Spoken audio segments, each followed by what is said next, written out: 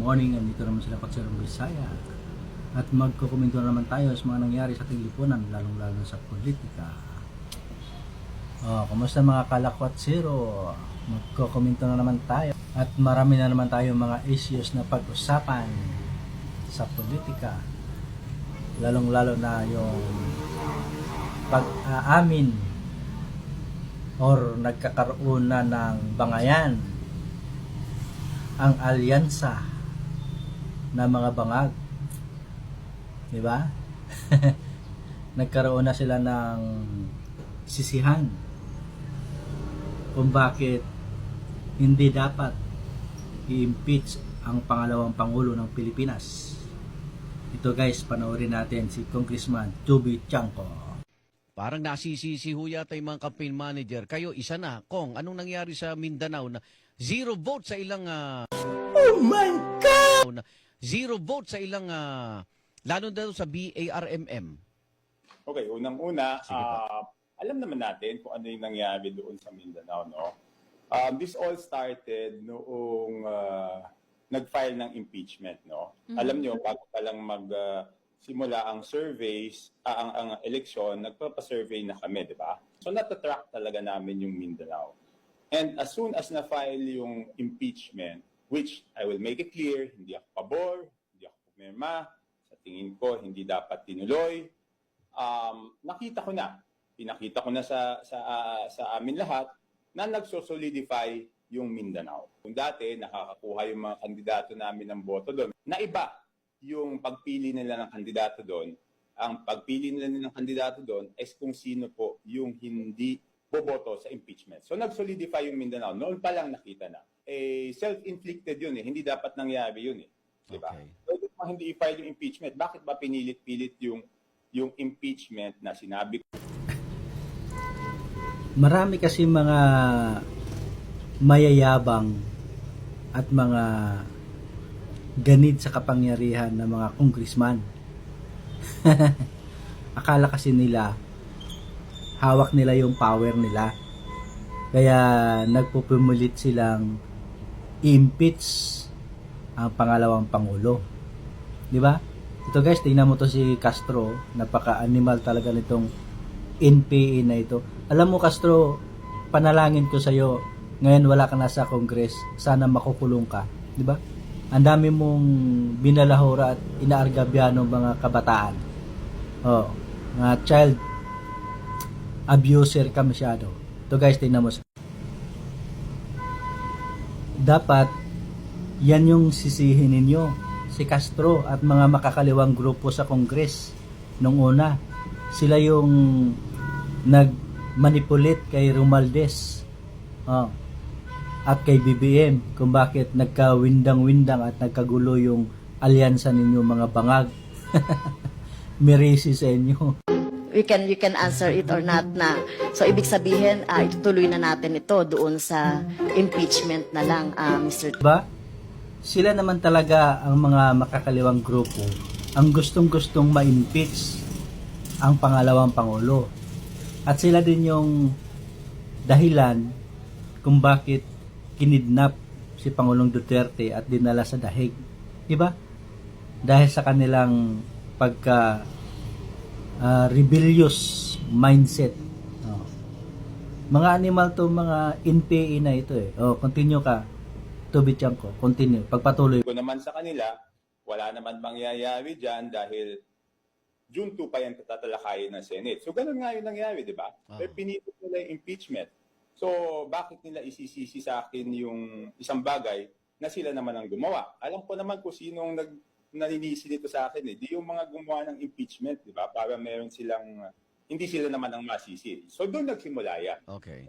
In fact, if you will notice, alam ko naman na may problema sa Mindanao eh. Wala namang dahilan, bumalik pa kami sa Mindanao eh. Alam naman namin hindi na kami makakakuha ng boto doon. Ang tao doon, kung sino ang no to impeachment, yun ang iboboto nila. So hindi na ho nakaikot ang rally ng alyansa sa Mindanao dahil tanggap nyo na talo, ganon? Isang beses lang. Hindi, Take note ha, one time lang silang pumunta ng Mindanao. Then here comes, nag-number 2 si Bam Aquino. Pumasok si Kiko Pangilinan. Ha? Isipin nyo yan. Tingnan natin yung flow sa dayaan ng Comelec. Very clear yan, guys, na yung Duterte 10, 9% na talagang lumusot sila dito sa Visayas at Mindanao. Pero bakit? Nanalo si Ping Lacson, nanalo si Soto, di ba? So pa itong dalawang ingot na tong Liberal Party. Ang ginawang hakbang doon is for the candidates to campaign by themselves. So para makasingit-singit yung mga kandidato, ang in-advise namin sa kandidato, pumunta na lang kayo doon. Huwag na tayo ang buo na pumunta doon as alyansa kasi iba yung tingin nila doon. So ganun ang ginawang strategy. So aminado kami na may problema. Ang question, sino ba ang gumawa ng problemang yun? Sino ang nagsimula ng problemang yun? Di ba, we try to address the problem, pero yung pinagsimula ng problema, hindi naman ang galing sa amin. Okay. At ko na sila ilang beses, huwag niyong gawin yan. So saan ba talaga nagsimula yung problema, di ba? So ang gumagawa ng mga kwentong ito, yung mga hindi nila masagot, bakit ba nila tinuloy yung impeachment? Okay. Bakit nga ba? Di ba? Anong dahilan? At magkano ang dahilan? Ito, tingnan nyo guys, kung magkano ang dahilan. Nung sinabi niyong meron kapalit yung pag-vote to impeach, magkano yung inaalok? Magkano ba yung pinag-uusapan natin dito? Based on what we've heard, I'd like to make a disclaimer. This is only allegedly. Yes, and I know you keep saying, I don't report news. Yeah. This is commentary. So we're also curious. That's why I don't wanna have it used against the program or us, Yes, the two of I us agree. here. But yeah, based on what we've heard, 150 million per. Hold up. This, bruh. Based on what we've heard, 150 million per signature of the congressman. See? 150 million per signatures. Ilang congressman yon? 200 plus na congressman ang pumirma sa impeachment ni BP Sara. Tapos ngayon, mga animal kayo, galit kayo sa 125 million ni BP Sara na confidential fund. Saan ang logic nun? Di ba? Kayo ang mga gahaman sa kapangyarihan at mga salot sa lipunan ng mga congressman kayo. Di ba? Wala na kayo ibang ginawa kundi mukin sa kahirapan ang mga taong bayan. Tapos ngayon, galit kayo. Ngayon, gusto nyong i-impeach ang pangalawang Pangulo dahil 125 million confidential fund. Sinabi naman ng COA na nasa tamang paggastos yung pera. Mga hinayupak talaga. Actually, yun talaga dahil sa confidential fund. Yan is punot dulo or ang ang gusto nyo mangyari. Ginagawa nyo lang yung dahilan, yung confidential fund. Pero ang totoo talaga dyan, gusto nyo manatili sa pwesto. No? Gusto ni Romualdez na magiging Prime Minister, gusto niya na magiging Pangulo ng bansa na never naman talaga mangyari yan. Di ba? At itong NPA naman, galit sila kasi dahil sa Intel LCAC o ni BP Sara at nauubos na sila. Ganon. Kaya ganyan sila maghiganti kay BP Sara. See? Hindi naman talaga confidential fund ang problema dyan. Kaya, Madam President, BP Sara, no? Kung sakali mang umikot yung gulong at ikaw ang magiging Pangulo, pakiusap ko sa iyo o ng taong bayan, baguhin mo na political landscape ng Pilipinas. Di ba? Mag-declare ka ng revolutionary government at baguhin mo na yung konstitusyon natin. Isa na dyan yung Comelec. Nung una actually, yung akala ko yung Comelec, parang walang kwentang government agencies yan. No? Pero sa kalauna, naintindihan ko na pinaka-importante pala sa lahat or isa sa pinaka-importante sa lahat is yung Comelec. Kasi sila yung namimili. Diyan sa kanila dumadaan yung mga magiging leader ng bansa. Kaya kung hindi mo babaguhin ang sistema ng politika sa atin sa bansa, patuloy yan. Continue pa rin ang maling sistema ng pamumulitika natin sa bansa. Oh, tapos patuloy pa rin tayo magreklamo. Ma-expect pa tayo ng change, ma-expect pa tayo ng pagbabago. Yung pinanggalingan naman natin, yung pattern naman kinuna natin, walang pagbabago. So kung gusto nyo talaga magbago, baguhin nyo muna yung sistema. Oh. So through that, pag mabago yung sistema, doon natin makikita yung changes na tinatawag natin. Pero as long na hindi magbabago ang sistema ng politika ng bansa, walang changes na mangyayari kahit sino pang magaling na pangulo dyan. Sa dami yung mga political parties ng bansa, magulo, di ba?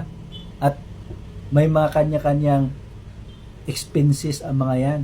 Whereas kung baguhin mo yan ang sistema ng politika ng bansa at ang gobyerno na mismo ang mag-finance sa lahat ng mga budget ng politika at gagawin lang siyang dalawang party, maka-assure tayo na may pagbabago ang mangyayari. Pero pag ganito pa rin ang sistema natin, walang changes na aasahan. Di ba? Kasi patuloy yan silang mangungurap dahil sa sila nga ang gumastos malaki ang gagastusin nila sa pagtakbo ng senador nasyonal, di ba? Hindi lang yan 100 milyon talaga ang ginagastos nila diyan. So paano nila maibalik yung gagastusin nila pagka hindi sila mangurap, di ba? Oh. Kaya kinakailangan kung gusto niyo talaga ng changes, pagbabago, baguhin niyo yung sistema ng politika sa bansa. Mag-start tayo sa kumilik. Diyan natin baguhin para maiwasan na yung dayaan. Kasi very clear ngayon, no, na nagkaroon talaga ng dagdag bawas sa nagdaang eleksyon natin dito sa bansa. Oh. Biruin mo yon, sinusukan natin yung dalawang liberal, Kiko Pangilinan at saka si Bam Aquino, pero lumusot. Napaka-imposible talaga yon, di ba? Oh. At ang inasahan natin na Duterte 10 na talagang mananalo kasi once na binoto mo yan si Bongo, si Bato de la Rosa, automatic yan. Domino effect yan, yung Duterte 10, maiboboto mo na sila lahat. Hindi pwede yung iboboto mo si Bongo tapos iboboto mo si Bam Aquino. Imposible mangyari yon. Oh. Kaya very clear talaga na meron talagang magic na nangyayari sa nagdaang eleksyon. Kaya mga kababayan, at ikaw, Madam President, kung gusto niyo talaga magkaroon ng changes sa sistema ng ng politika natin, baguhin natin yung political system natin. Baguhin mo yung sistema ng kumilik. Oh, diyan nagka-problema tayo sa kumilik kasi nababayaran 'Di ba? Ang labanan lang diyan kung hindi yung faith mo sa sa mga tao or sa serbisyo mo, kundi magkano, 'di ba? If the price is right, ganun 'yan Oh. Kung bibigyan ka ng 1 bilyon, 2 bilyon, posible hindi magbago yung isipan mo, 'di ba? Oh, kaya walang changes na mangyayari kahit anong klase panawagan pa ng mga Pilipino ng pagbabago, kahit sino pang magaling na pangulo diyan. Walang pagbabago na mangyayari as long na hindi babaguhin yung political system natin sa bansa. Ano yan, mag-expect tayo ng miracle? Para magkaroon ng changes yung politika natin, yung leadership natin sa bansa. Kaya kailangan gagawa ka ng hakbang para baguhin yung sistema ng politika natin sa bansa. Kahit sino pang ilagay mo dyan na pangulo, kahit magaling pa yan, walang pagbabago na mangyayari. Di ba? Sabi nga sa Bible, Isaiah 14:10 and 13, no? Sabi niya, kumilos ka tao at alalayan kita. So kailangan mong gumalaw, di ba? Kailangan mong gumawa ng hakbang para makita mo yung tulong ng Panginoon sa inyo.